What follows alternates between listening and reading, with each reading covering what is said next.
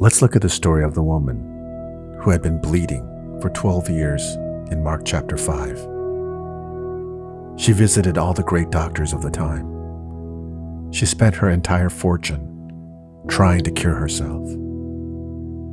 She did the exact same thing all of us would do if placed in the same circumstance. But what cured her? She thought, if I just touch his clothes, I will be healed. This thought is what we call faith. She believed that if she touched his clothes, she would be healed. And what happened? Immediately, her bleeding stopped, and she was freed from her suffering. How many of us long to be freed from our suffering? We do all kinds of things to free ourselves. It's fair to say our entire lives are one big exercise trying to free ourselves from suffering. But in the end, it is only faith that can free us. Faith sets us free from suffering. Now, this woman sought a cure for her bleeding. Physical illness is something very apparent. We feel it and address it.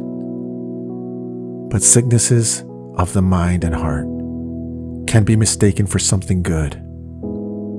Jealousy, hatred, lust, desire, ambition. We brush these things off as human nature, and even some cases, admirable attributes. But if these things make us sin and distance us from God, they are illnesses. Just as physical illnesses, these illnesses can destroy our lives. We need to recognize that these are sicknesses, and we must seek to treat them by touching his clothes. There is no other way. Only faith can cure your polluted and sinful hearts and minds. You might not recognize it, but these illnesses of the heart and mind are slowly but surely killing you. What is death? It is the separation from God.